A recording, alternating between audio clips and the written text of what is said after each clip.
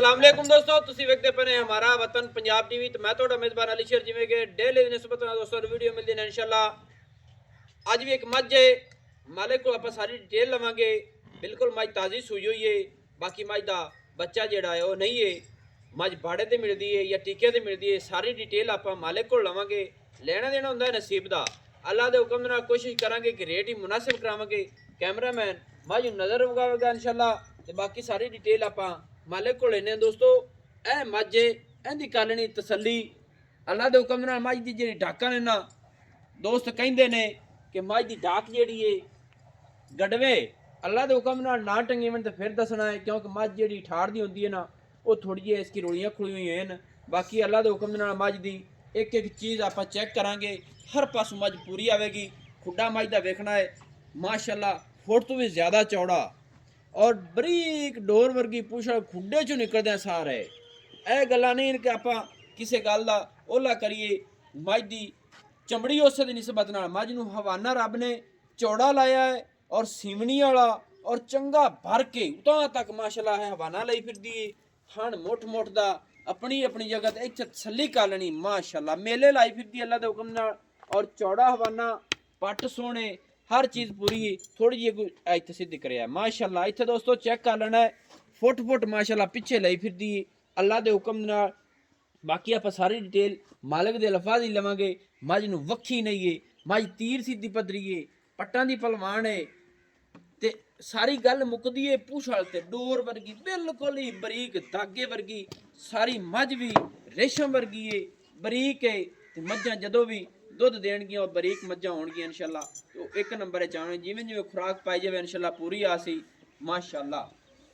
दोस्तों कोशिश तुहाडा वीर करदा है कि सारी डिटेल जिहड़ी है वो मालकां दे अल्फाजी इंशाअल्लाह लैके देवे।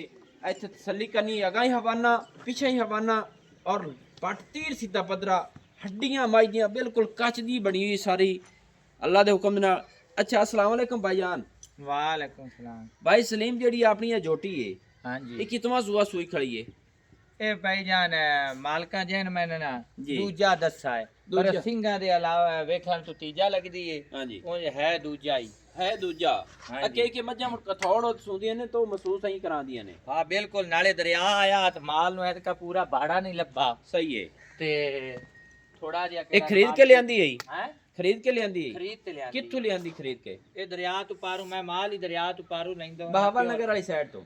हाँ इथू नवाब बोदले होरां दी दो तू होरां दे निशाइयां अच्छा अच्छा इन्ना तो ते फतबेरियां दे विचले सामने च जिथू चन पीर तू अगा ते बुका वाले तू पता तू पीछे जिथू असल प्योर नीली दी मैं ना खुशबूआं मार दी। ठीक है। अच्छा जी ये हुन दूसरा सूआ मसलन मालकां दस्या तैनूं सूई खड़ी है। हाँ जी, ਇਹਦਾ ਬੱਚਾ ਕਿਦੇ?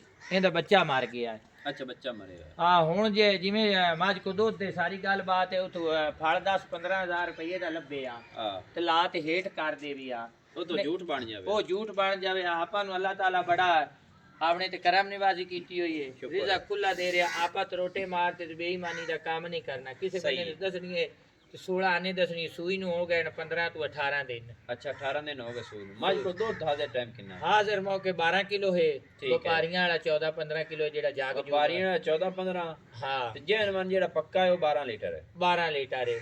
ਕੋਈ 3 ਚੁਆਈਆਂ ਕਰੇ 4 ਕਰੇ ਥਣਾ ਦੇ ਵਿੱਚ ਵਾਧਾ ਘਾਟਾ ਛੱਟਾ ਪਾਰਾ ਕੋਈ ਨਾ। ਅਲਹਮਦੁਲਿਲਾ ਏਡਾ ਮੋਟਾ ਚੋ ਮੱਝ ਨੂੰ ਥੋੜਾ ਖੋਲ ਕਾ ਤੇ ਮੱਝ ਦਾ ਰੇਟ ਕੀ ਕਰਦਾ ਪਈਆਂ? ਰੇਟ ਇਹਦਾ ਫਾਈਨਲ ਜਿਹੜਾ ਹੈ ਨਾ ਹਾਂਜੀ ਜੇ ਮੈਂ ਦੀਆਂ ਹੱਡੀਆਂ ਵੇਖੇ ਤਾਂ ਮੈਂ ਇਹਦੀਆਂ 7 ਲੱਖ ਆਈਆਂ ਸਹੀ ਤੇ ਗੱਲ ਜੇ ਹੈ। ਖੂਨ ਵੇਖੇ ਮੈਂ ਇਹਦਾ ਤੇ ਸਿਰ ਹੂੰ। ਮੋੜੋਂ ਦਾ ਰੇਟ ਘਟਾ ਤੇ ਘਟਾ ਤੇ ਰੇਟ ਦੱਸ ਨਾ ਕੀ? 5 ਲੱਖ ਤੇ 45,000 5 ਲੱਖ ਤੇ 45। 45,000। ਹਾਂਜੀ ਇਹ 5 ਲੱਖ 45 ਦੇ ਵਿੱਚ ਮੁਹੱਬਤਾਂ ਕਿੰਨੀਆਂ ਨੇ? ਮੁੱਲ ਪੱਕਾ ਕੀਤਾ ਹੈ। ਨਹੀਂ ਨਹੀਂ ਪੱਕਾ ਨਹੀਂ ਨਾ, ਪੱਕਾ ਨਾ ਕਰ ਥੋੜਾ ਘਟਾ ਰੇਟ ਅੱਗੂ ਮੱਝ ਨੂੰ ਮੋੜ। बस बस बस माशाल्लाह दोस्तों टोर हर चीज जोटी च पूरी है। 10 भी रेट कितना है पक्का ये करी मेहरबानी। ਪੱਕਾ ਕੋਈ 10,000 ਹੋਰ ਛੱਡ ਦੇ 5-35 ਕਰ ਲੈ।